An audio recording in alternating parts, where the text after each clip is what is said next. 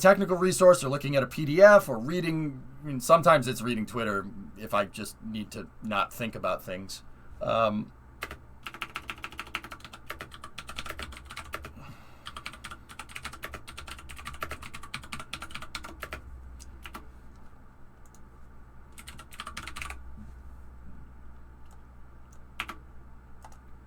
You know, like, what's your excuse, man?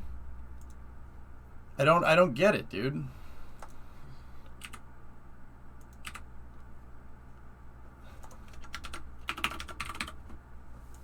And I do that all while streaming 12 hours a freaking day. What's your excuse? What do you do?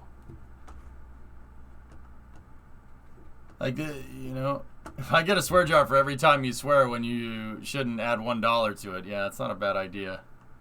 I thought you were joking.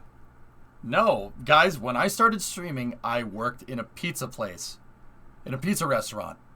And I started as a cashier. Then I moved to delivery. I delivered pizzas. I delivered pizzas in Freb, the 59. That's why it's called Freb. That's why the red 59 is called Freb. Because Freb can deliver pizzas like nobody's business. That's why my truck is called that, because I delivered pizzas in the 59 in the summer of 2011. Okay? Before I took it apart and made an idiotic mistake. I get it. Yes, it still doesn't run. Yes, I'm an idiot for it. I understand that. And then I worked as the sous chef there, you know, preparing all the foods. So, like, you know, chopping up all the onions and stuff and everything. That's why I was engineering pizzas. And then I worked on the loading dock after that, you know. I mean, joking about the French fries and pizzas. No. It works. Dude, it works. It's a really cool thing to do. That way you can, because the thing is, if you have a pizza with a lot of toppings on it, here, I'll get into some pizza science for you guys. If you have pizza with a lot of toppings on it, it's gonna convect the heat, and the heat's gonna cook the toppings, and it doesn't always get the center of the crust. Okay? So you ever pull the pizza out that had a lot of toppings on it and the end is all floppy? It's because it's not uniformly heating it, because all the heat rises and it heats up all the toppings. Trust me, I made way too many pizzas to not understand this, right? So I figured out a way to get around that. The way to get around it is cook a well-done long-cut French fry and put that in T-joint off the crust. You got to put it into the crust, kind of like stuffed crust almost, but coming out. So if the crust is right here, you put the French fry right there, and now you can put whatever the hell you want on it, and it doesn't matter. And then you put the fry in the dough, and then you put the sauce and the cheese on top of that. And the sauce and the cheese cement the fry to the dough. And the thing becomes super rigid. You could stack toppings. You could make a mountain of pizza, and it's fine. How dark do you like your toast? Golden brown, baby, right in the center. Rocket Lab's up. Like stringers. Exactly, Shaw. It's stringers for pizza. I had the idea because I was reading about tank baffling, if you really want to know. And stringers in rockets. I'm like, oh, this could work with pizza. My boss called me an idiot, and then I took a pepperoni pizza that had sausage, pepperoni, bacon, ham, hamburger, like all the heaviest toppings, all the meats, the heavy toppings, that I was pulling it out, and it was perfect. And he's like, "You freaking nerd," and then he just kept back doing his thing.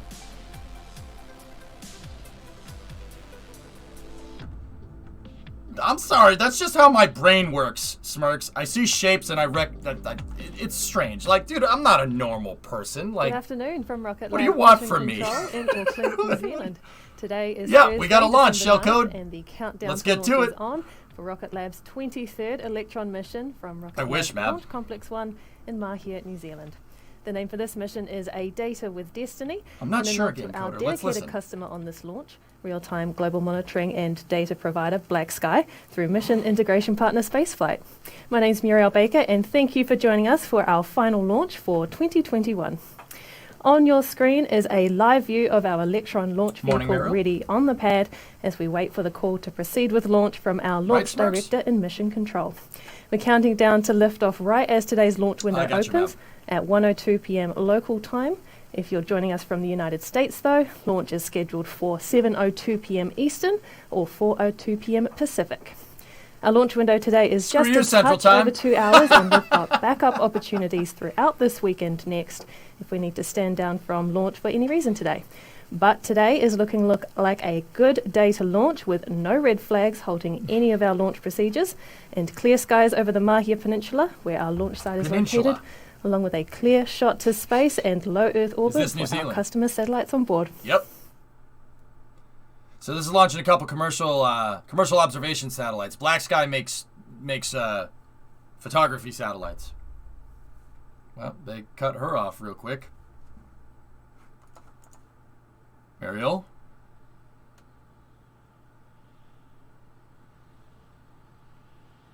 Oh, yeah, Merc? Yeah. LD, GC on mission. Mahia Peninsula. Go ahead, GC. Umbilical arm and prime sequence complete. All right. Roger, thank you, sir. It's the camera. The camera is tilted to make it look right, Sumo, obviously. She went on break. Today's mission is carrying a pair of twin Earth observation satellites for Black Sky and is our second dedicated Electron mission for the company in just a matter of days. With Spaceflight Inc. as their mission integration partner, Black Sky are rapidly expanding their satellite constellation as they scale up their service to provide high-resolution photos of Earth combined with artificial intelligence to deliver real-time analytics and insights to government customers in various commercial industries. Our most recent launch on November 18 delivered 2 of Black Sky's Gen 2 satellites to low Earth orbit, with another pair on board Electron today, taking off on an eastern trajectory from Launch Complex 1, heading to the same 430-kilometre circular orbit to join the constellation. It's been 3 weeks since that last launch on November 18, and a successful launch today would equal our quickest launch turnaround of just 21 days, previously achieved between flights 12 and 13. Now, those of you who joined us for that Love at First Insight mission will know that not only did we successfully deploy Black Sky satellites, we also brought our Electron booster back to Earth in another test of launching and capturing our Electron rocket for reusability. Love at First Insight was our third proof of concept mission to control Electron's return from space and recover it from the ocean after landing it there underneath a parachute. But more excitingly, the mission was the first time introducing helicopter operations to a recovery launch. We stationed it at sea 200 nautical miles offshore to observe and track Electron's first stage as it descended to Earth, and we've got some footage from that mission to show you. Oh, excellent. So with a successful liftoff and after clearing XQ, Electron completed a flawless separation of its first and second stage, as you saw there. That's pretty cool. And once that happened, Electron's booster re-entry was controlled by a cold gas reaction system that tilted it in such a way to better slice through Earth's atmosphere on the way back down. Our helicopter crew successfully tracked the returning rocket and completed communications tests in the recovery zone, bringing Rocket Lab a step closer to catching a rocket in the sky, bringing it back to the production complex for a blow-up, and then launching it to space again. And with the success of the mission and those recovery operations, we've proven small launch vehicles can be reusable. And as one of only 2 launch companies repeatedly recovering orbital class boosters from space, we're now moving to the final step in our plan to launch, catch and repeat by using a helicopter to capture Electron's booster by its parachute, to keep it dry and bring it back to our factory.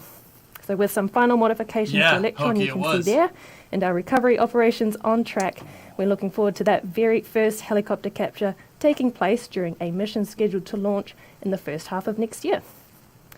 We are coming up, though, to the go, no-go poll to determine whether to proceed with the final minutes in the countdown today, which will be run by our launch director, Joseph Carpico, from Rocket Lab Range Control in Mahia. Each of our operators will now check in from their stations to confirm their systems are operating as they should. Let's listen into the roll call. All right.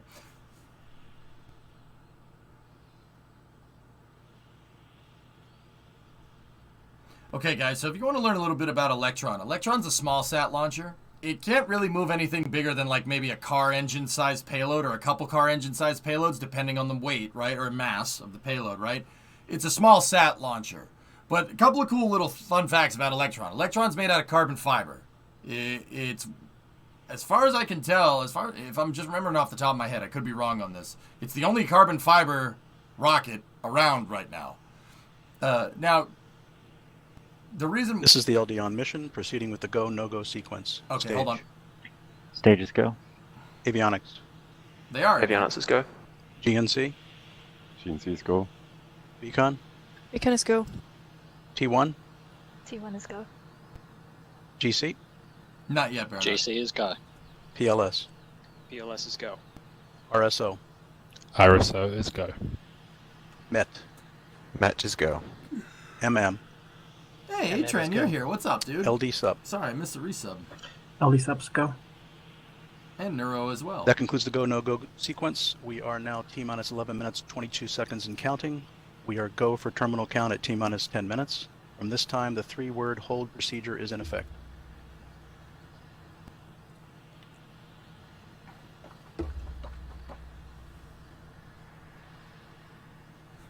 All right, so Electron... And with that, we'll be proceeding with the rest I'll of let today's Muriel talk. countdown and moving forward to liftoff. Electron is our workhorse launch vehicle dedicated for small satellites, and if you've been following along with Rocket Lab's announcements, you'll know that we're building on Electron's experience as the second most frequently launched US rocket annually to develop another launch vehicle, Neutron. Just last week, for the first time, we revealed some exciting key details about our new rocket, including Neutron's unique design, materials, propulsion, and how we'll make it reusable. This is Neutron. Let me show you a new breed of rocket where reliability, reusability, and cost is hard baked into the design from day one.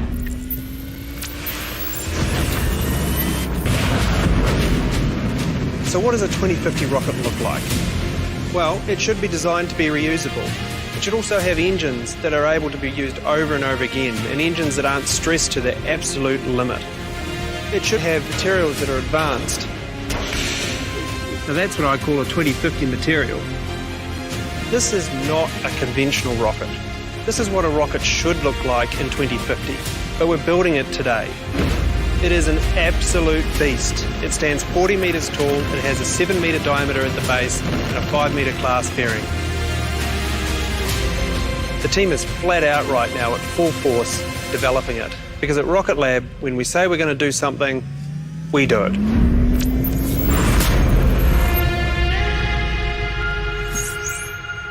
Yeah, that thing's going to be pretty cool. Hi, Muriel. There are a few more details about Neutron that we're keeping up our sleeves for now, including where Neutron and its Archimedes engines will be built and launched from. But if our new rocket excites you and you're interested in joining the team to design, build and test it, we have several jobs in the Neutron program open now. To find out about these roles and to watch the full Neutron reveal video, head to our website for more. It's for investors, guys. The bang test is for investors. That's what it's for. Rocket Lab's publicly traded, remember? S-band is switched to high power for flight. So, the rocket being made out of carbon fiber actually makes it really light, and because it's a smaller rocket, it makes it really easy to produce. It's producing carbon fiber in small scale. Stage LD on mission. Not LD stage. launch director. Yes, sir. Please proceed with sequence 50 stage terminal checks. Okay, Commencing stage terminal checks. basically they're looking over everything on the rocket, making sure it's good before they hit the start button. So it's all carbon fiber because it's easier to manufacture. The idea with Electron, what that Rocket Lab wanted to do is basically launch a lot. You know, they have a rocket that's really easy to make. Stage 1 and Stage 2 high voltage batteries ready for flight. It's very small and it's very easy to use comparatively. Like it's a DC LD on mission. it is rocket LD, science, GC. but it's not that Yes, sir. complicated Proceed comparatively with like a much sequence bigger 57, rocket, pad ready right? for launch. Roger, sequence 57 in work. So another thing about it is if you heard the launch director there talking about batteries. Rocket Lab's motors, I mean, it uses rocket motors, but they're electric rocket motors. With the liftoff coming Now- up in a few minutes' time, let's take a closer look at Electron on the pad. Maybe Electron she'll is explain a two-stage launch vehicle that stands 18 They're meters electric tall. rocket engines. Maybe Its they'll black talk and about white them. stripes are Listen. a visual effect caused by the rocket's liquid oxygen propellant, where ice forms on the outside because of the cold temperature of the liquid oxygen in the rocket's It's fuel okay storage with it, tanks man. It's not too inside. bad. The black comes from Electron's carbon composite structure, a material that is lightweight yet strong enough to withstand the pressure of launch. And powering the possible, rocket are Thomas. 9 Rutherford engines on the first stage and a single Rutherford engine on the second stage. I didn't finish These engines explaining are it. 3D printed Sorry. and named after the famous physicist Ernest Rutherford. We have an 11th engine on Isn't it Electron Ernst also, Rutherford? called the Curie Engine, which, after chemist and strong back- physicist Marie strong back Curie. clamps are open. This propulsion system is housed within Electron's third stage, or kick stage, which we use as a orbital transfer vehicle to deploy the mission's payloads to their exact destination in space. The kick stage is carrying today's 2 black sky satellites to a 430-kilometre circular orbit after Electron lifts off the pad at Launch Complex 1 today. Now, while we're mostly known for being the transportation to space for satellites and spacecraft, these days we also take care of the Strong back on-orbit retracting. end of the space business too.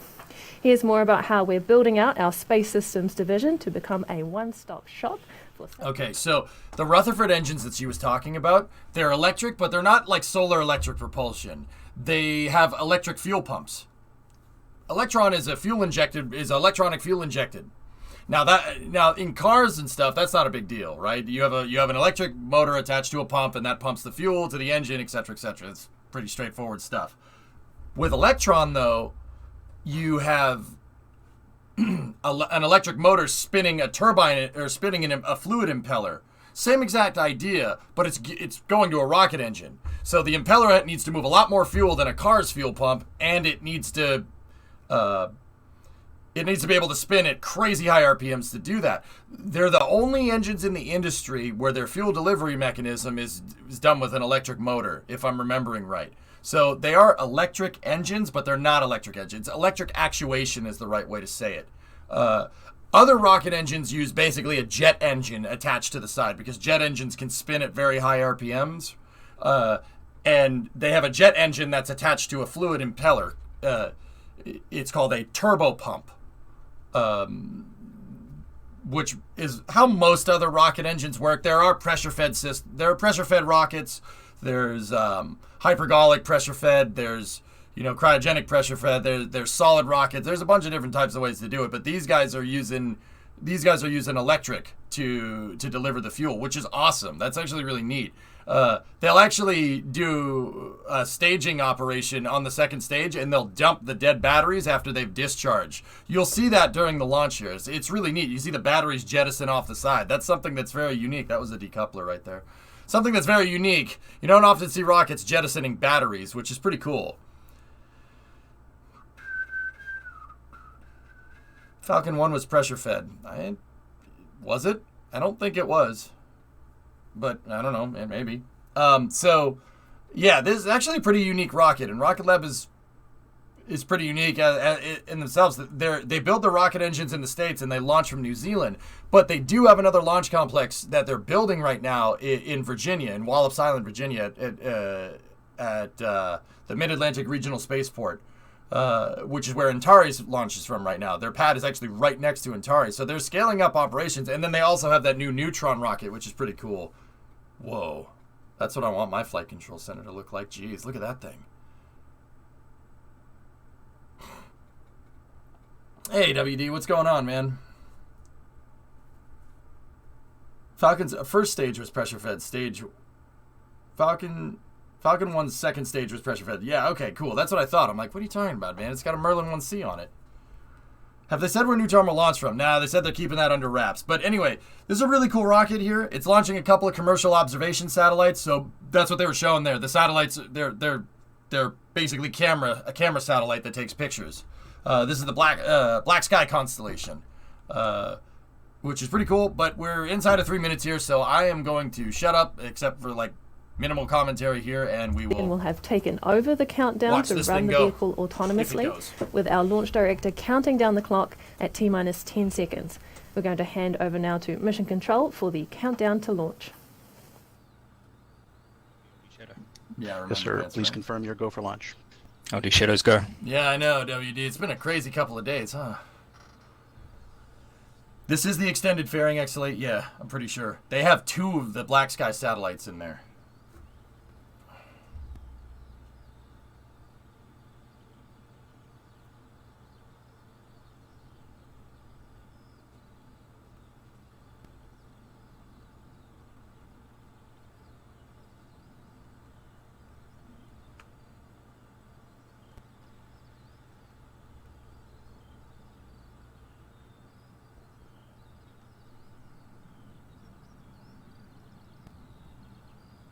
Vehicle is on internal power.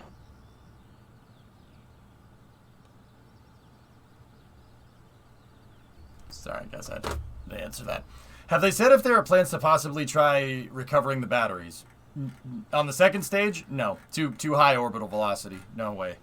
Not on the first stage. The first stage doesn't jettison batteries. The second stage does. LOX load is complete. System is in recirculation. Okie dokie.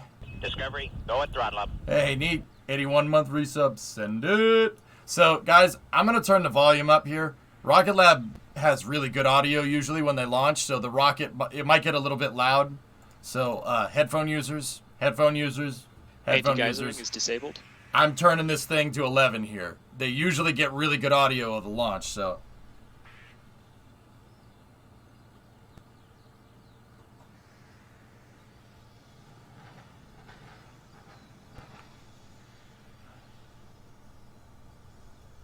Tanks are pressed for flight. High flow engine purge enabled.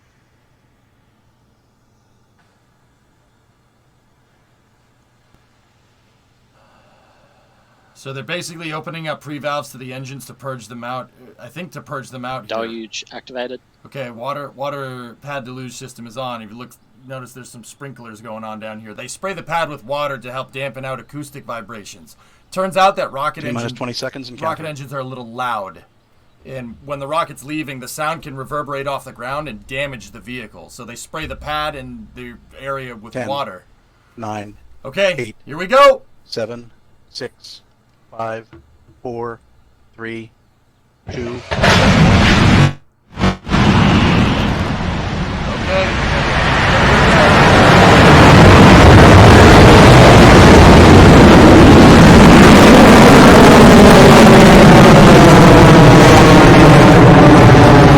That's nice. That's nice. Everything looked good there.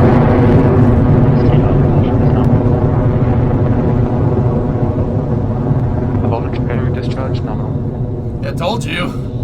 Told you they have good audio.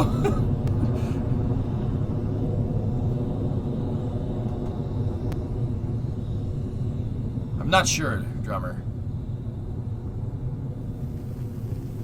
And away we go. Our 23rd Electron launch vehicle is off the pad and on the way to space for this mission and progressing well on its journey to low Earth So if you orbit. see the vehicle We've kind got of a doing great this, daytime view from the rocket's that's onboard totally cameras normal. It's as it just approaches windage the kinda point taking in it its a little journey bit. when it It's not a experiences the problem. most amount of stress, otherwise called maximum aerodynamic pressure or max Q. Man, look at that water. That water is really blue. Cleared max Q. Maximum dynamic pressure. That's peak aerodynamic load on the vehicle. There's the call out from Mission Control. Electron has successfully passed through max Look at Q the and is plume is continuing casting a shadow. eastward off the coast of New Zealand. The first stage's Rutherford engines are firing red hot See and the line? nominal It's as we casting a come up shadow. to a vital sequence of events in the vehicle's launch procedure. Electron will slow down just a touch before shutting off its main engines, what's called main engine cutoff, Oh, yeah, or it's MECO. okay. This allows for the clean separation of the first stage from the second stage before the second stage's Surprise, engine lights up this is and a heavier propels payload. the vehicle Remember, they're satellites launching two onto sats, orbit. so the We thrust should away. both see those actions on screen and hear the call-outs from our operators in Mission Control soon. The thrust to weight Stage ratio 1 on propulsion is holding nominal. Stand by for MECO in approximately 30 seconds. the thrust to weight on the rocket was a little bit lower because they're carrying more payloads. They're carrying more satellites. So the TWR was lower than what it usually is. But yeah, should be coming up here on main engine cutoff here. Oh, sorry, Laserman. 15 seconds to MECO. 15 seconds to MECO.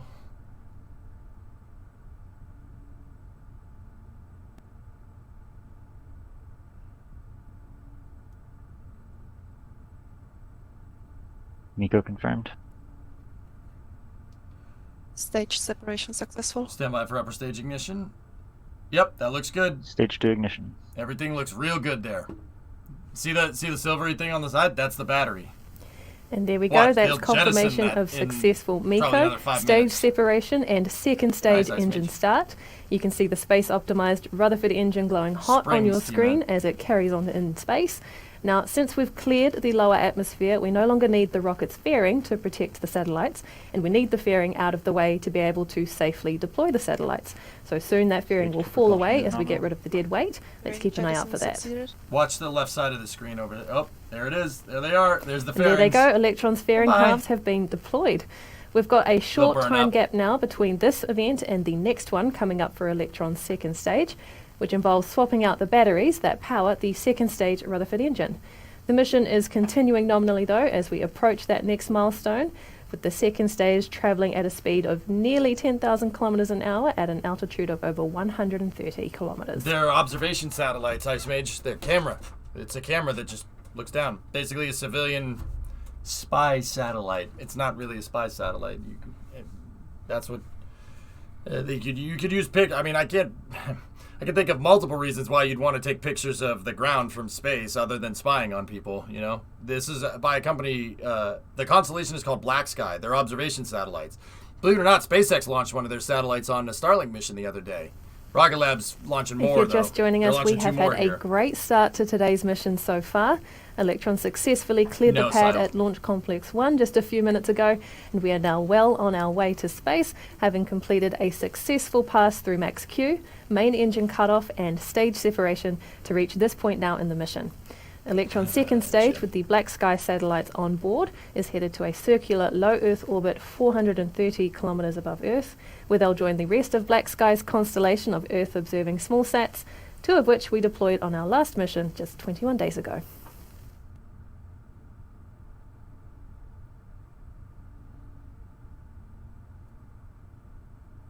Throttling down. Okay. Throttling down for the battery jettison. Stage 2 propulsion holding nominal. Okay.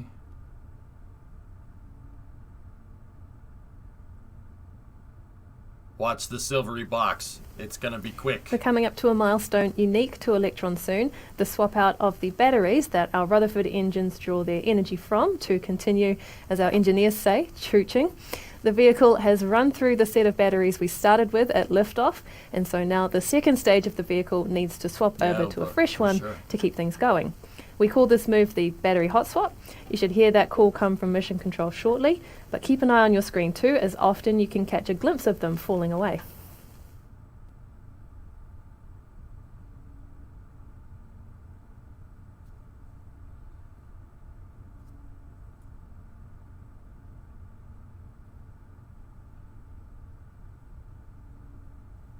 Okay, everything's looking okay.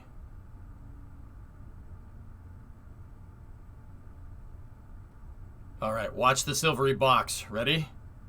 Swap successful. It's gonna be. Yep, there it goes. Bye bye. There you go. So there they go, and that was the call for a successful battery hot swap. Coming up in the next couple of minutes will be the second engine cutoff on the second stage, or SECO. This manoeuvre follows pretty much the same procedure as main engine cutoff, where the Rutherford engine on the second stage will shut off ahead of final separation of the vehicle between the second stage and our kick stage. There will be a bit of a gap between that final separation and payload deployment, as this stage separation places the kick stage in an elliptical orbit of Earth first. I'll explain what happens after that point once we receive confirmation from Mission Control first of SECO and stage separation. Now the batteries are going to burn up. They're going really fast right now. It's 18,000 kilometers an hour, so it's a little bit north. You can see like the 11 second or stage 12,000 Rutherford miles engine an burning hour. bright on Pretty your quick. screen there, with Electron well on track to deliver the Black Sky payloads to orbit in around 50 minutes or so. The vehicle is travelling at more than 19,000 kilometres an hour with an altitude of nearly 200 kilometres, and everything is continuing as expected with our stage 2 burn. Voltage battery discharge holding nominal. Emperor, yeah, the Nokia batteries. The fairings will burn up. They'll probably make it down somewhat intact, Kurinov, because they're so light. A quick reminder for those who are just joining us, while our last launch was a recovery mission furthering our development of a reusable launcher, this mission is not, but we will be attempting our first aerial capture of Electron in 2022. Why jettison the battery if the stage will burn up anyway? MacDuff, they're making the stage lighter. And now, don't get me wrong, it's not lighter. Weight has nothing to do with it. With rockets, it's all about mass. Mass is what's the most important. That mass of battery that's dead is doing nothing. That's what's called dry mass on a rocket. If you want to understand how rockets work, I can tell you in plain English, okay? The easy way to say it is that the less rocket that you have on your rocket and the more fuel you have on your rocket, the further your rocket is going to go. I.e., you want more fuel inside of it. Rockets are basically big fuel tanks with an engine on the bottom. And the lighter that you can make the fuel tank in those engines, that means that's more room for fuel. More room for fuel means you got a bigger gas tank, you go further. We have good second stage engine cutoff there. 27,000. Everything's looking good. That was right. And there we So go. they get with rid of the dimming batteries of to the get less Rutherford rocket engine on the rocket. Screen, as you So saw. the rocket that, is along less with mass. the call So from that Mission fuel will Control get them confirms further. that we have Make had sense? a successful SECO and second stage separation from the kick stage. Today's satellites are headed to a circular orbit, so while the kick stage is on that elliptical first pass, it ignites its Curie engine to course correct and set it on its correct trajectory for payload deployment. That's set to take place in the next 45 minutes or so. Now, while unfortunately we won't have live Pretty much video visceral. of payload deployment on this mission, I'll be coming back to you on this webcast with an animated simulation of the That's end right, of the Jester. mission and to listen out to those final few calls from Mission Control. All We'll right. take a bit of a break now and leave you with the tracking data of where the kick stage is over Earth. If you've got a telescope handy and the kick stage is over your part of the world, see if you can spot it in the night sky. I'll see you back here soon. So, yeah, less rocket on your rocket, more fuel on your rocket is that's called the mass fraction. Okay, so this is where it gets a little bit nerdy. Okay, so you have a mass fraction. The mass fraction is the amount of mass that's rocket versus the amount of mass on the rocket when it's fully fueled. That's fuel. So how much fuel?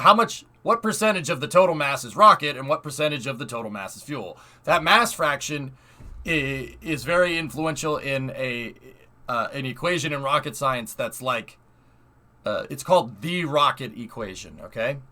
The rocket equation is a formula that calculates what's called delta V.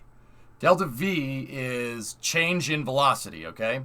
So if you have a change in velocity, you know, the change in velocity is how spacecraft range is actually measured. You don't measure spacecraft range in distance. That's not how this works. Orbital mechanics don't work that way. The name of the game with rockets is speed. If you can accelerate, you could go faster, you can go further. So, delta V is kind of the rocket equation. That will tell you how far your spacecraft can go. That's the range of the rocket. Now, once again, I'll say this again just in case, like, this is a hard thing to wrap your head around right off the bat. Rocket range is not measured in distance. It's not measured in miles. It's not measured in kilometers. It's not measured in kilofeet, inches. Yes, kilofeet. Best measurement system ever.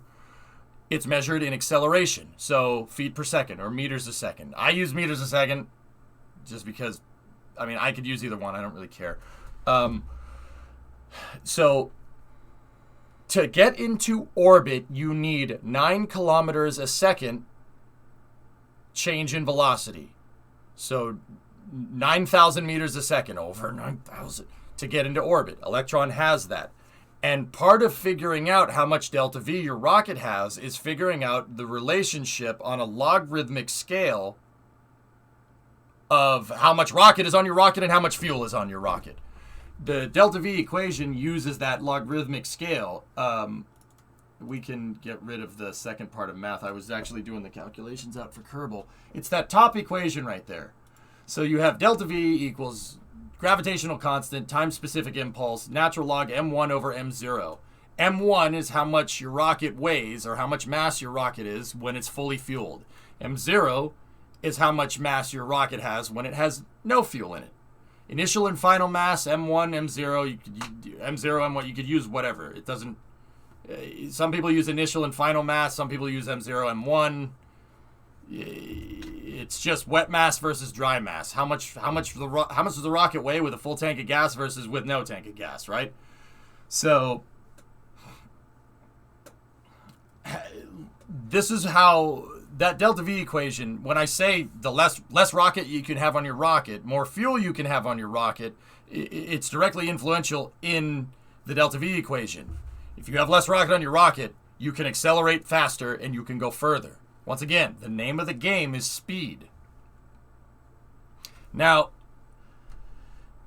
the mass fraction is m0 and m1, but it's mass fraction on a logarithmic scale, which does, if you don't understand what that means, you don't. If you've taken some calc, that should basically, it's the scale to judge mass fraction on. That's the right way to say that.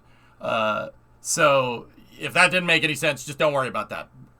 Less rocket on your rocket, more fuel on your rocket. That's all you need to know. That's it. That's the basic of the basic of the basic delta V equations.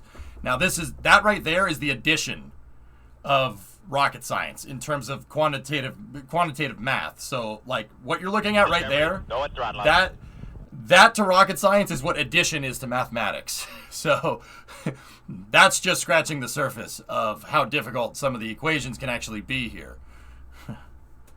And what is the impulse? Good question. Actually, excellent question. I was actually just about to get to that. Hey, Slinky, 6-month resub. So the impulse, or ISP, or specific impulse of a rocket engine is measured in seconds. And what that basically attributes to is if delta V is range, specific impulse is miles per gallon or kilometers a liter if you're overseas. The higher the MPG, the more efficient it is, the further you can go.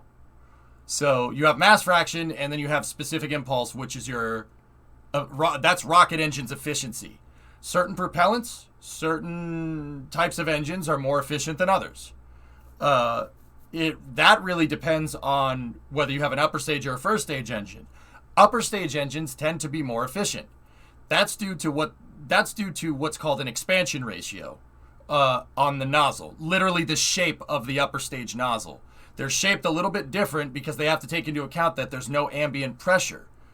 Now, what does that mean in plain English? Engines up there, so actually engines that are down here, when they shoot flames out, the atmosphere is holding those flames kind of in a column, right?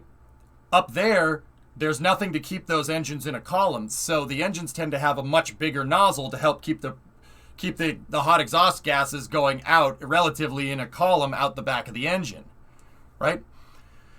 So that you're generally more efficient when you carry a bigger nozzle with upper stage engines, but it's a little more complicated than that. Propellant has a lot to do with it, so what are you using?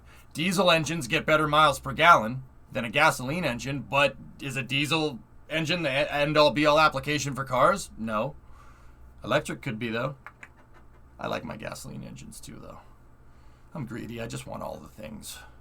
But, so the specific impulse, quite literally, is the miles per gallon of the rocket engine. It's the MPG. It's measured in seconds. So what's good specific impulse? Anything above 300 seconds specific impulse is pretty good. 300 seconds specific impulse is the 24 miles a gallon. That's 24 miles a gallon, so that's good enough, all right? That's good enough to be able to create an orbital vehicle. Now, there's differences in different types of propellants, just like a diesel engine and a gasoline engine do different things. There are certain propellants that tend to be way more efficient than others. Rocket Lab, with this rocket, is using a semi-cryogenic combination. Now, keep in mind, when I say propellants, plural, all right? It's not that it's using two different types of liquid fuel. It's using one type of liquid fuel and an oxidizer. What does an oxidizer mean? What does that mean? There's no air up there. There's no oxygen in space. You can't breathe up there. Don't try. Not that you'd ever be able to, but seriously, don't do it. It's not good for you. So rockets got to bring the oxidizer with them. They got to bring the oxygen with them, and it's easier to do it when the oxygen is in liquid form. So they bring liquid oxygen, and this rocket uses kerosene. Or what's called Rocket Propellant 1, which is like a more refined version of kerosene that's specific for aerospace applications. It's kind of in the same family tree as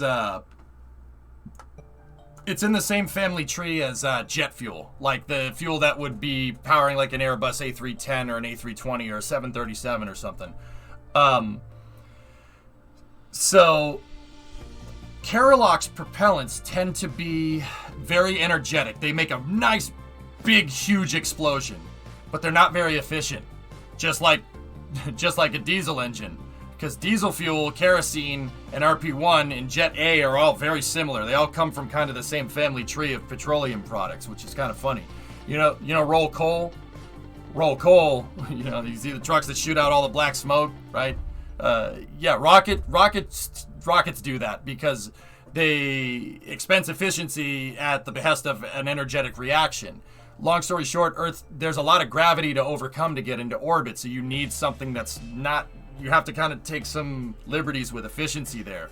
The other thing that they do is that a lot of rocket engines, to keep the rocket engine cool, they run extremely fuel rich because the rocket engine gets kind of hot. I don't know if you guys knew that. So they run a lot of fuel to help keep the rocket engine cool. Running more fuel will keep things cooler at the behest of efficiency. Running more oxidizer will lean an engine out and it'll get really hot, but you'll get a much more energetic reaction.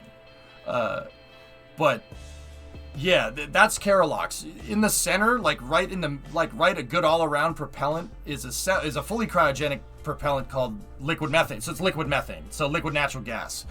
LNG or liquid methane and liquid oxygen are good middle of the road stuff. It's pretty efficient. It's more efficient than kerosene, and it's pretty easy to handle. Right? Kerosene is super easy to handle. You handle it all the time if you drive around a diesel truck, right? And then, so liquid methane, liquid oxygen is kind of right in the center. And this will get you a decent specific impulse, something in the high 300s. Kerosene usually gets you around 300, 330, somewhere around there. 340 if you really make a good engine, right? Methane can be anywhere from like 340 to 380. And then there's the top end propellant, hydrolox, so hydrogen and liquid oxygen. Hydrogen and liquid oxygen is the most efficient. Hydrogen is it burns very efficiently. It's not very energetic, so it doesn't make a big explosion, but it's very efficient.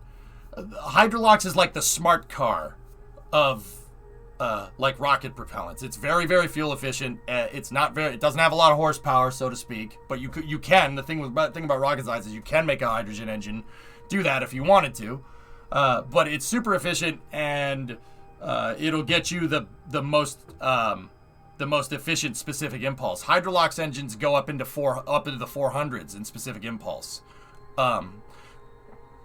ULA launched an Atlas V the other day, and it had a Centaur 3 upper stage. That Centaur 3 upper stage, the RL-10 engine on the upper stage, makes 450 seconds specific impulse. Now, I know what you're asking. Why doesn't everybody just use Hydrolox then? If it's the most efficient, if it's going to get you the furthest in space. Here's a trade-off. There's always a trade-off. Thermodynamics do be like that. Or just physics in general. It's a freaking pain in the butt. It's not really thermo, it's more physics. But hydrogen is extremely difficult to handle. Because, once again, just like, remember how I said they needed to transfer... it's easier to move oxygen up there in liquid form. It's easier to do the same with hydrogen. But hydrogen exists as a liquid in a very, very narrow temperature margin. And the second part of that is if people know a little bit about Kelvin and a little bit of science there, a little bit about chem, I guess. The window where hydrogen exists as a liquid is very close to absolute zero, so it's extremely difficult to manage hydrogen as a liquid. It's very easy to get that hydrogen to evaporate and turn into a gas. And hydrogen gas is very, very hard to keep corralled, so to speak. Hydrogen goes everywhere. A really plain Jane way of explaining it is that hydrogen is very, very tiny. It's very teeny. Little teeny boy propellant. Little tiny atom. Hydrogen, if you picture the periodic table in your head, hydrogen is up here. It's very, very small and very, very low atomic mass. So if you have hydrogen gas inside of an aluminum tank, gas just goes right through the aluminum, like water through a sponge, man. Straight up. That's why we don't just use hydrogen all the time. It's hard to handle, but you get the best efficiency out of it. So, Rocket Lab's going for a low cost launch vehicle, so they're using kerosene and liquid oxygen with electric engines, which is actually pretty cool. It's pretty awesome concept. But because they're using kerosene, they get a very energetic reaction, but it's not the most efficient. But you know what, man? It doesn't matter. If the thing gets into space, all right. At the end of the day, guys, you need a certain amount of delta V to get into space. All right? If you don't have 9,000 meters a second delta V, you're not going to space. That's like saying I have a half tank of gas, and my car with a full tank of gas goes 500 miles, and the destination is 300 miles away, and I have a half tank. You're not going to make it. There's certain physics constraints here, and this is what I mean about physics being a pain in the butt, that you just can't overcome. Long story short, Earth's grav well is a big pain in the tuchus. Big pain. Once again, 9 kilometers a second. That's 27,000 feet per second. Yeah, actually, it's a little more. It's about 30,000 feet per second. That's pretty quick. That's like 5 times the velocity of a bullet. So you need a lot of energy to get up there. And how, what you choose with your specific impulse and your mass fraction and your expansion ratio has a lot to do with it. And once again, all the stuff that I'm telling you guys right here, this is scratching the surface. We're discussing the addition of rocket science here, so to speak. Yeah, this stuff's complicated, man. But that's the thing. Everybody just says it's complicated. I can tell you why it's complicated, It's a pain in the butt. But it is fun, Not everybody can say that, oh yeah, I made something that goes 5 times as fast as a rifle cartridge. Cool. No, RB, I'm not playing Halo Infinite. I'm sorry. Thank you for the resub, though. Specific impulse is how many seconds this propellant, when paired with this engine, can accelerate its own initial mass at 1g. There you go. Bonnet was supposed to do that. That was fine. The umbilical disconnect was normal.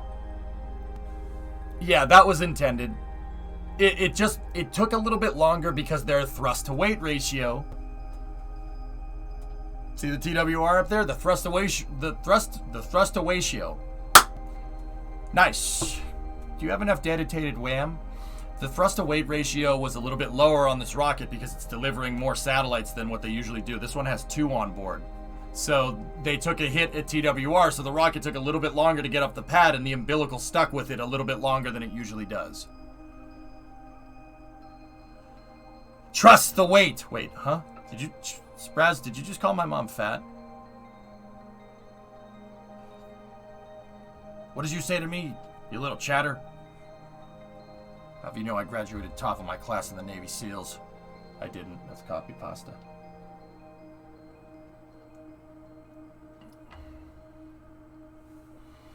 But yeah, right now the satellite's coasting, and we're going to see it deploy in about 20 minutes here. Oh gosh, that copy pasta. Sorry. sorry. Forget I said anything. But yeah, I mean, we got some time. If you guys want to go see that launch again, we can. I'm just going to turn the volume down. No. I'm going to turn the volume down. We can watch it in slow-mo. Back it up. Here, we'll watch a slow-motion replay of the launch of a Data with Destiny here. When the Apollo missions ditched their poop overboard, did that help with the TWR? Of course. It helped with thrust to weight, and it helped with delta V. Photon is in the coast until T plus 50 minutes, and then 18 seconds for 1 minute second 40 burn and deploy at T plus 1 hour. Got it. Alright, let's take a look. So you can see all the ice coming off of this. These white bands that Muriel was saying this during the cast, but these white bands are the tank where the part of the rocket where the liquid oxygen is. Oxygen, once again, exists as a liquid at a very, very, very cold temperature. So because the rocket actually gets so cold, what it does is it freezes the vapor in the air around it. It condenses. It's the same type of thing if you take a drink out of the fridge, right? You take a cold drink, a cold snack out of the fridge in the middle of the summer. Water starts to drip on the outside. It starts to sweat. Same exact thing. It's cold. So what it's doing is it's changing the temperature really close to it of the atmosphere around it, of the air around it. And that air, because it's getting cold, starts to condense. So you get a lot of condensation built up on the side of the rocket. But the temperature deltas here, we were talking about delta V, right? So change, delta V is change in velocity, delta T is change in temperature. The temperature deltas that we're talking here is a little bit different than pulling a can of Coke out of the fridge. Liquid oxygen exists as a liquid at like minus 290 Fahrenheit. It's pretty damn cold. Yeah, pretty cold. So it condenses so much that ice starts to form on the outside of the rocket. But you can see this part right here that says electron on it. That doesn't have any ice on it. You know why? That's where the diesel fuel is. It's RP1, but I like calling it diesel fuel because it's funny. It's not diesel fuel. Rocket propellant 1, so a highly refined version of kerosene, which, once again, that's in the same family tree. Kerosene, RP1, Jet A, JP5, and diesel fuel, they all come from the same family. You hear about the warp bubble. We talked about it on Space News yesterday, Jack. Yeah, there you go, Spraz. Yeah, naphtha. Yeah, indeed. So, once again, semi-cryogenic propellant, meaning one of the propellants is cold and the other one isn't. So that's why there's a lot of ice here. Yeah, the vibrations from the rocket make the ice go off here. Now, you guys wanted to see the umbilical. What's going on here? Okay, so with umbilicals on the rocket, you see the umbilical line. That is your second stage fuel line. This has the RP1 and the RP1. Nice. I defaulted to my native accent there. That's good. This has RP1 and liquid oxygen in it, and that's what fuels the second stage. See that? That's the fuel line right there. You can always tell where the fuel lines are on a rocket because at the bottom, they always fuel from the bottom. It's not like a faucet going into a sink. They don't top the fuel from the top. They fill it up from the bottom and go from there. So this is at the bottom of the second stage. So that's how I know it's the fuel line. Now, if you look, you see these two little wires right there? They're hard to see on the screen. These are basically on a pulley that's connected to a counterweight. Okay? So when the rocket goes up, the umbilical will pop off. Like, it will pop off like if you had like a plastic connector or something. It'll like click on, or like think like a USB port, kind of like that. It's not a USB port, but basically all you got to do is pull on it and it'll come out. So when the rocket's going up, it's going up with enough force to pop the umbilical out. When the umbilical pops out, all right, because it's connected on a wire on a pulley to a weight in here, the weight obviously is going to go down because it's not connected to the rocket anymore, and that pulls the umbilical away. Watch the slide wire. The wire will, when the thing pops off, the wires will tension, and then it pulls it away from the vehicle. See that? It pulled the thing right to the freaking pulley. Like an air compressor hose, kind of like that, Artyom, except if they didn't have the check ball in it. So you click it in, and you could just pull it out. You can't do that with an air fitting. Fear's gotten darker. Oh, yeah? Till. Yeah, JDI. Most umbilicals are made like that. The umbilicals are not designed to pop off unless the rocket leaves the pad. It takes the upward acceleration of the rocket for the... that was my elbow. Why do I keep doing that? It takes the upward acceleration of the rocket to be able to pull it out. And once again, the umbilicals kind of work. Some umbilicals use explosive bolts. Some of them use a latching mechanism, like a master lock that clicks open at the right time.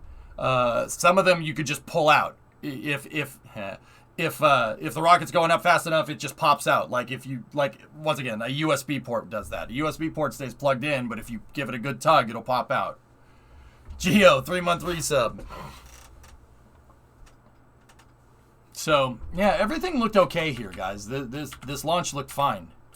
When I watch the launch, dudes, what I do is I look for anything. Okay. Tim Dodd, the everyday astronaut, says, pointy end up, flaming end down. And, that's a very simplified version, but that's on purpose because he and I do the same thing. It's supposed to be simple. You keep it simple, right? But honestly, that's what you're looking for. Right when a rocket separates from the pad, it's very hard to keep the thing stable. Now, why?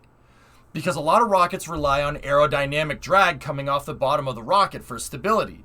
But if you picture a plane going down the runway, a plane just doesn't just take off unless it's a Harrier, right? It doesn't just it has to get going. You have to get airspeed going to make the wings do wing things. Bernoulli's principle, right? Differential pressure over the top and bottom of the wing. Airs traveling at different speeds will generate lift, and that'll stabilize the plane, right? Especially with the rear stabilizers. I know, funny story. So the rocket, right when it takes off, is kind of in a real moment of instability for a second. If you watch some of this footage slowly from different rocket launches, sometimes rockets do this before the aerodynamics actually end up stabilizing it. The space shuttle is actually a good example. Watch a slow-mo space shuttle launch. The space shuttle actually goes to the left. Well, not goes to the left. It goes towards the opposite direction of the shuttle. So if the shuttle is right here and the external tank is right here, it goes that way off the pad. It slides. And the reason why it does that is because it's got shuttle engines on one side. But it also has the shuttle's aerodynamics, which helps stabilize it once it gets going. But for that first like 5 seconds at liftoff, the shuttle goes this way. It goes towards the ocean. Just whoop. Like, watch some of the footage in slow motion sometime. It's kind of weird. So there's a period of like 5 to 10 seconds where you have where the engine gimbal is the only. So the engine gimbal, the thrust vectoring at the bottom of the rocket, is the only thing that's keeping you stable. And like when your acceleration is very low, like right when you leave the pad, keeping the rocket going straight up is like balancing a pencil on the end of your finger. It's difficult, but it only does that for a second.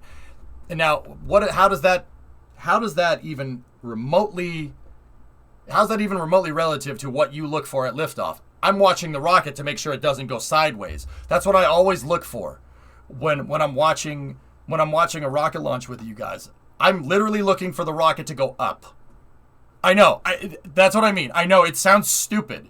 It sounds dumb, but you'd be surprised if you look close. Some rockets go sideways off the pad. I've watched footage of Delta IV Heavy rockets because they sequence the ignition. They fire the center engine, the outer engine, and the left engine. They go 1, 2, and 3 because there's 3 engines on a Delta IV Heavy, and the rocket kind of slews off the pad a little bit. It's really easy to spot. That's the kind of stuff I'm looking for. I'm looking to see if this, the thing got off the pad right, first of all, and got past that kind of little brief window of instability. This thing looked great. It looked perfect. Like, watch, the rocket is going straight up. It's perfect. The umbilical separation was great. Everything looked real good. Now, the other reason, another thing here is that, why does it matter about pulling the umbilical away? Well, you want to make sure the umbilical goes over here somewhere and not like down the side of the rocket, because once again, if it goes down the side of the rocket, it gets kind of hot, like right in this area right here. Not here or here so much, but right in this area, the rocket gets a little warm.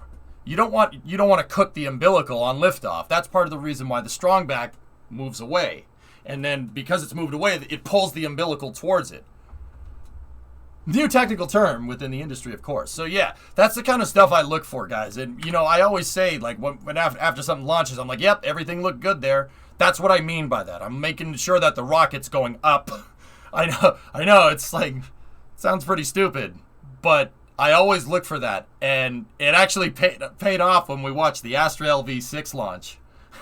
Because I was looking for the rocket to go up, and the rocket went sideways, and I noticed it right off the bat. I'm like, before they called first motion, I'm like, no! Yeah, Astra's launch is generally not what you want. The rocket kind of went sideways. Check the clip in chat. Yeah, that's all. I look for that all the time. And I'm looking to watch the umbilicals separate and make sure that everything, make sure, literally, like, I don't want to just say I'm looking for the rocket to go straight up, because that's like, well, yeah, obviously you want it to go up, idiot. So I kind of had to explain why,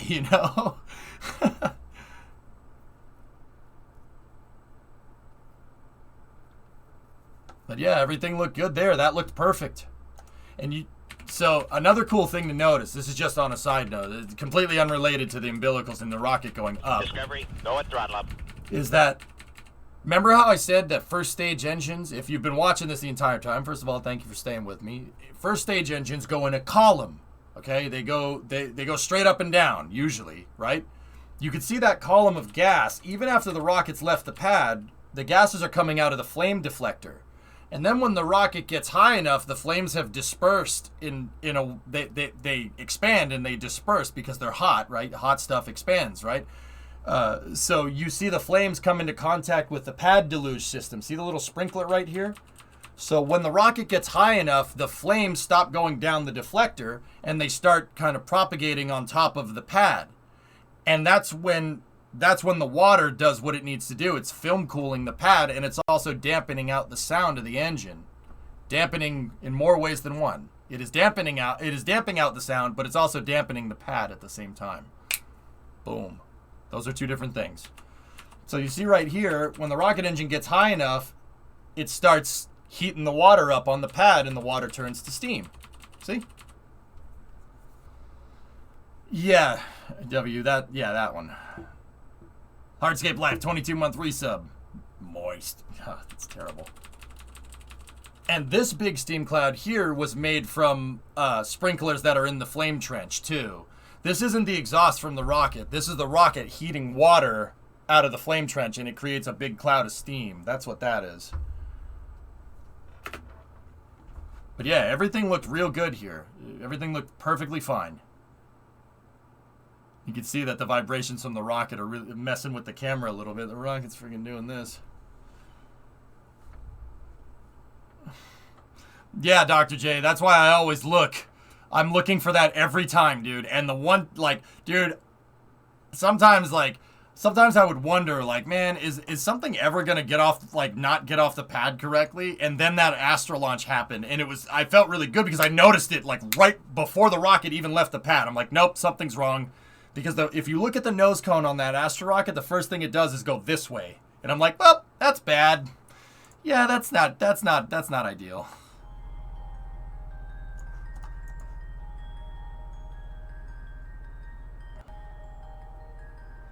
It didn't make it. They terminated it, Dr. J, but it was still cool.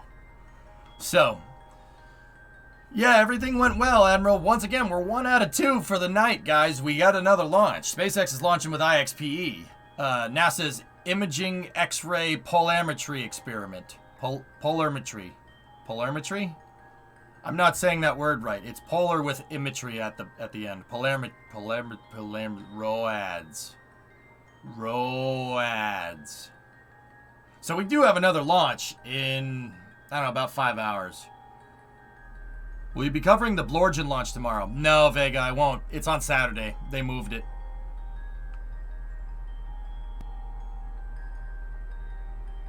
NASA Polar Express. Got it. Yeah. We'll just call it that from now on. It's winter. We can do that. I guess it's getting a little warm in here. I'm going to turn on the fans.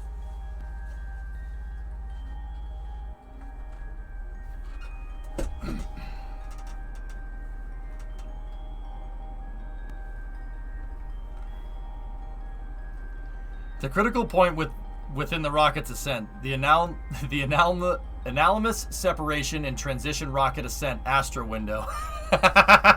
Rocket.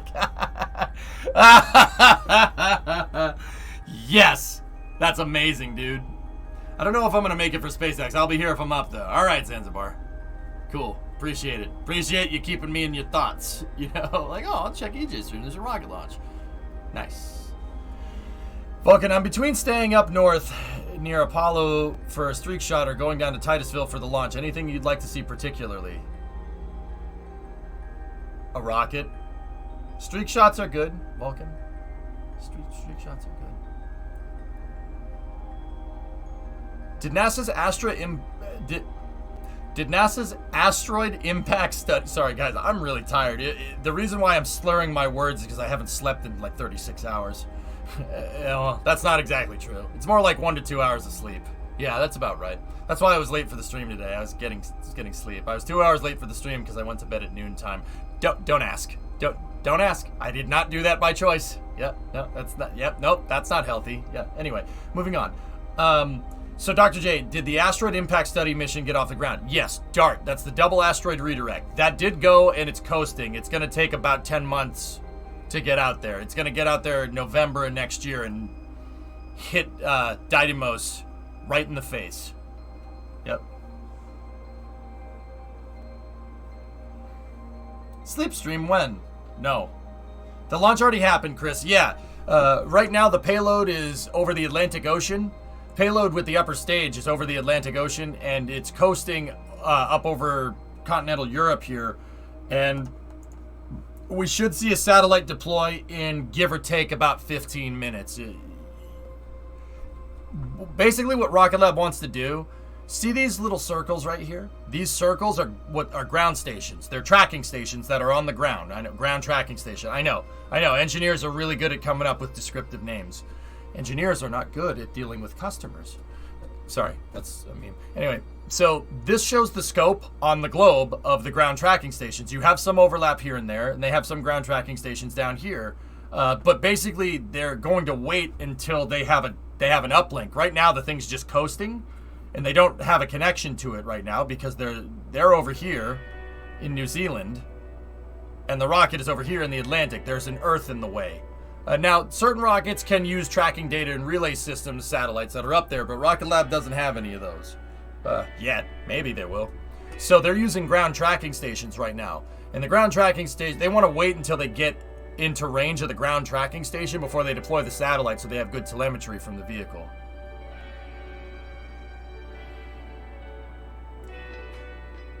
Yeah, Hellfish. Mm-hmm.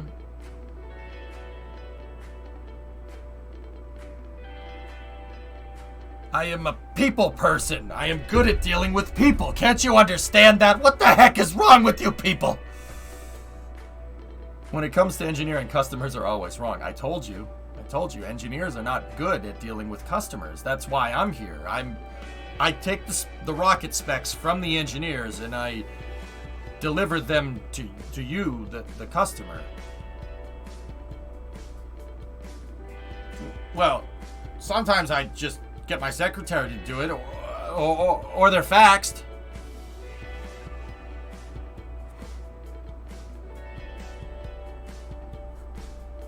Look, I deal with the dang customers so the engineers don't have to. I have people skills. Hi, Jesse. How are you?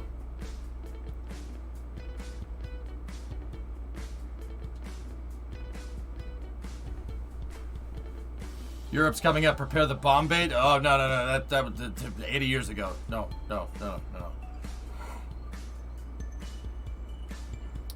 Thanks. Now I have to watch that movie again. You're welcome.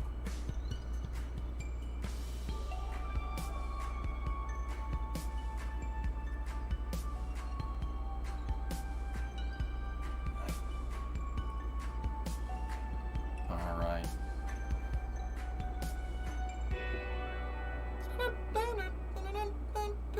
Discovery, go at throttle up. I adulted today and made crafty stuff, and you have chicken fried rice. Nice. Very good.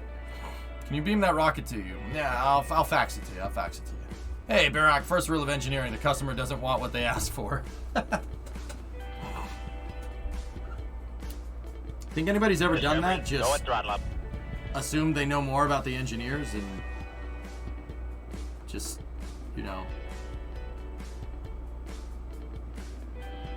went from there? Nah, it never happened. It's false. It's fiction. We made it up. This one was invented by a writer. It's false. Paco! 50 months. Thanks, buddy. Let this awesome Tim Dada music here cheer you up.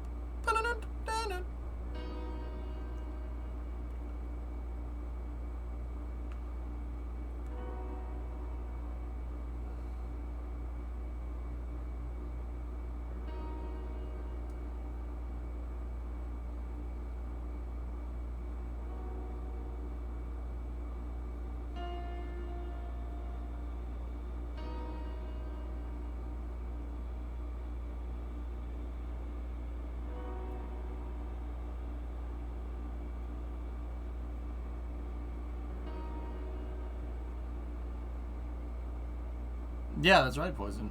Next noob question. Are there human missions right now? Are there people in space right now? Yeah.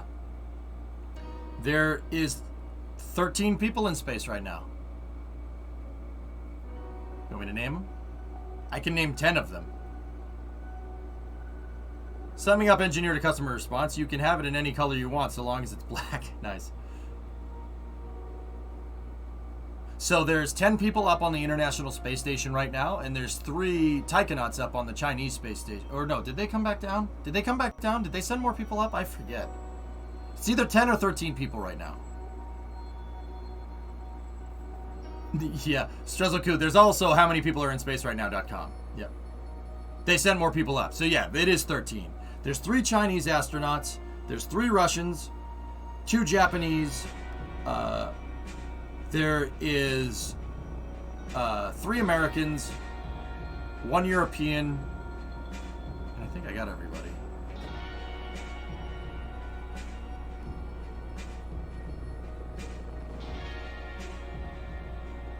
I think that's all of it. So the Russians up there are Alexander Misurtkin, Anton Skaplarov, and Peter Dubrov. And the Americans that are up there are Mark Van High, Tom Marshburn, Kayla Barron, Rajachari. So there's four Americans up there. There's 1 guy from Europe. There's Matthias Maurer up there for representing Germany in the European space program. So we got the 3 Russians, 4 Americans, 1 European. There's Yusaku Maezawa, who's a space tourist that launched yesterday. We covered that launch here, and his assistant Yoko Hirono, that were brought up on Soyuz MS-20 by with Commander Alexander Misurtkin, launching out of Russia. And I think that's the 10. I don't know the 3 Chinese astronauts' names. France. Matthias Maurer is not from France.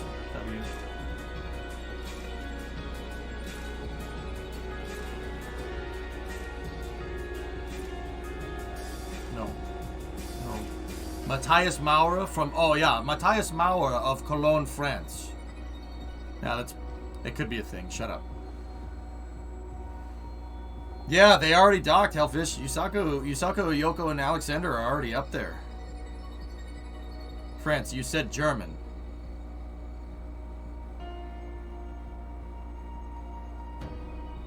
Why does Matthias Maurer have a German flag on his flight suit then, W? I think you're confused. I don't mean to tell you, a European, how Europe works. You want me to draw you some borders, buddy? What type of research tasks do they perform? All different kinds of stuff. Anything from station maintenance, repairing parts, to just different types of scientific experiments that have to do with medical, biological, human long durations in space. They're all kinds of stuff, dude. The amount of experiments that they got going on there is like infinite.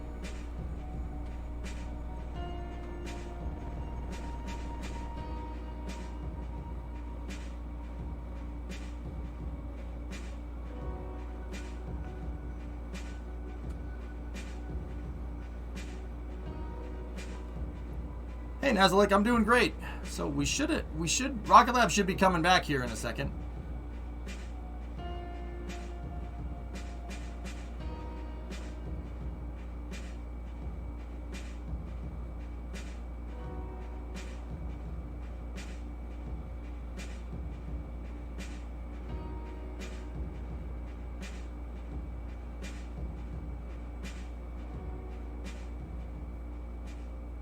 Oh, music's going down.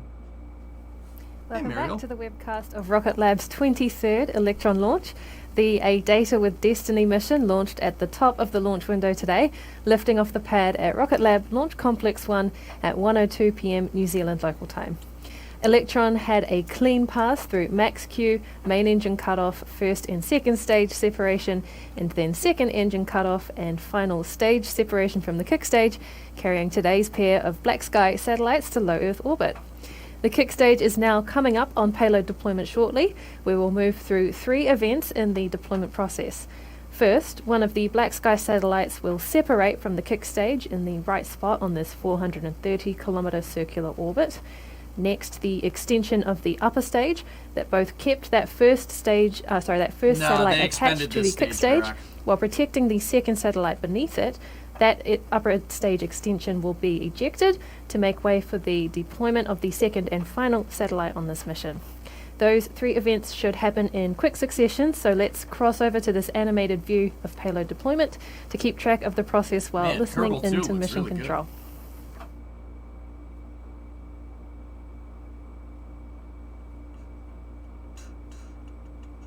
Global 16 separation confirmed. I love how they've started the music right after successful deployment. Sorry for the random question, but is Centaur's plume tinted blue or what color? Clear. See Kraken? Clear. So you will have See heard from right through Mission it. Control Hydrogen. there. That is the first Black Sky satellite successfully delivered to its new home on low Earth orbit. We'll clear some space between that satellite and the next maneuver, which is the ejection of the upper stage extension. That should be taking place momentarily.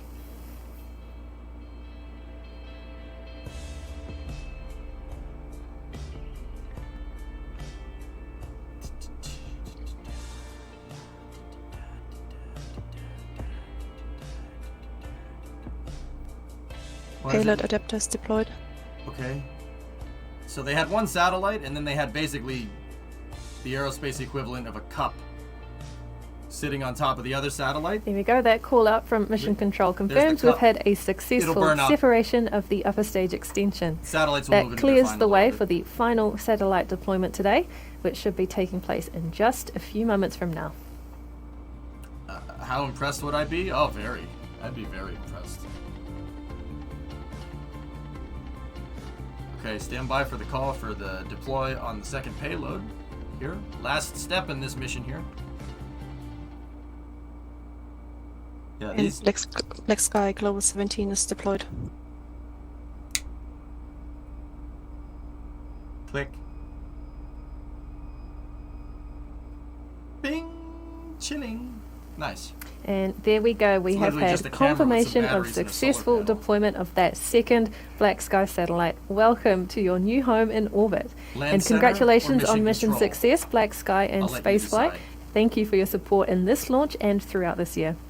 That completes today's 23rd Electron launch, our 6th of the year, and our final launch from Launch Complex 1 for 2021.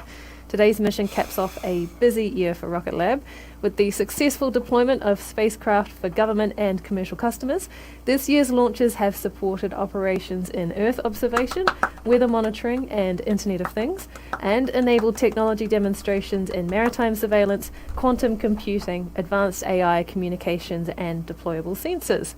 The successful deployment of another Rocket Lab Photon spacecraft earlier this year also represents our growth in space systems as we become an end-to-end space company with missions to the Moon, Mars and Venus all underway here at Rocket Lab. Next year includes a busy manifest of Electron launches too for new and repeat satellite customers, as well as the development of our next generation launch vehicle, Neutron. So if any of what you've seen or heard today excites you and you want to join us here at Rocket Lab, go to our website, rocketlabusa.com. We're going to end the broadcast here. Thank you so much for joining us. Wishing you all the best for the holiday season and the end of the year. This is Rocket Lab Mission Control, signing off. Thank you, Mariel. Sweet. Oh, we got people out inspecting the pad.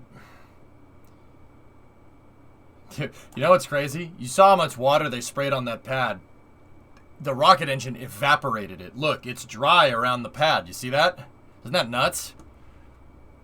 They sprayed like a couple thousand gallons of water on the pad, and the rocket engine evaporated it all immediately. Like I said, look, it's dry. Freaking, it's dry around the freaking. The pad is dry. It was a freaking sprinkler a second ago.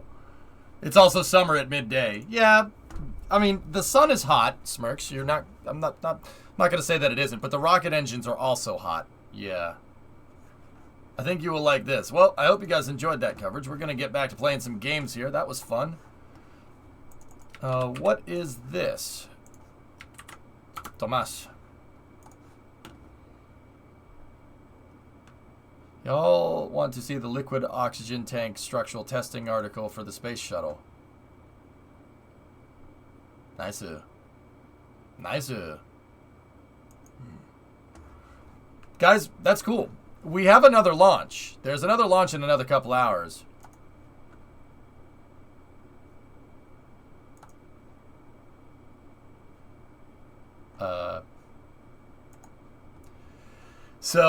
Oh geez. Lavi tagged me for that whole Eric Ralph thing. Yeah, that's